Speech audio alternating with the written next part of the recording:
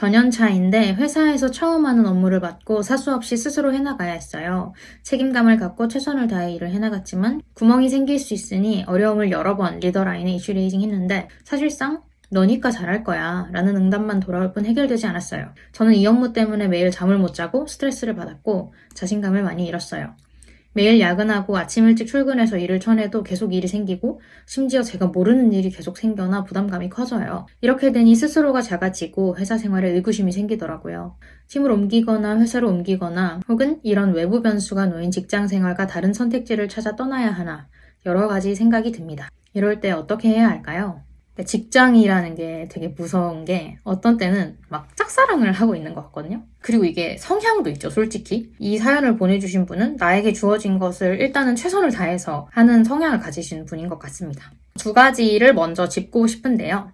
첫 번째, 진짜 현실적으로 저는 사연자분께서 열심히 일한 것에 대해서 보상을 받고 있는가에 대해서 체크를 해보시면 좋을 것 같아요. 그러니까 그게 뭐 고과라든지 보상이 될 수도 있고요. 그냥 사람들 사이에서 형성되는 평판 같은 거일 수도 있는데 어떤 형태로든 내가 인정을 받고 있는가는 되게 중요하거든요. 야, 너 아니었어도 그 정도 일은 누구나 했어. 이렇게 이야기를 하면 내가 일을 하기 싫어지는 건 당연한 거잖아요. 그래도 당연하게 생각하지 않고 사연자분께서 고생하고 있다는 것을 회사 사람들이 알고 있는가, 이게 중요할 것 같고요. 그리고 두 번째는 사실 이런 순환은 반복될 수밖에 없다 라는 걸 좀 인지를 해야 될 것 같아요. 회사는 두 놈이 있는데 한 놈은 막 채찍질하면 채찍질 하는 대로 열심히 하는 놈이고 한 놈은 일을 뭐 하는 둥 마는 둥 얘를 솔직히 월급 주면서 왜 데리고 있어야 되는지 잘 모르겠는, 얘를 일하게 하는 것보다 얘를 조금 더 채찍질을 해가지고 한 사람을 희생하더라도 결과만 좋으면 이 아웃풋 자체는 크게 만드는 거, 이게 훨씬 더 효율적인 결정이 될 것 같다는 생각을 하거든요. 그리고 부하 직원은 나 아니잖아요. 내 자식 아니잖아요. 그러니까 갈구면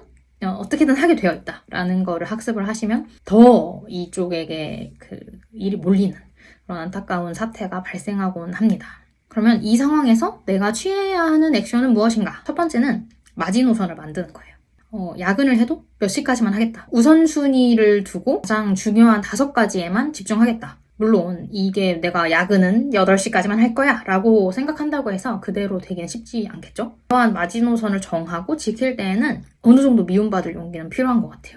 이 집단의 기준이 그렇고 이 집단을 이끄는 리더의 기준이 그렇다면 안 좋은 평을 받을 수도 있지만 그건 어쩔 수가 없는 것 같다. 근데 내가 억지로 나와 안 맞는 기준에 맞추다가 몸도 힘들고 마음도 힘들어지면 누가 보상해주나요? 두 번째는 빵꾸 날 때까지 기다려라.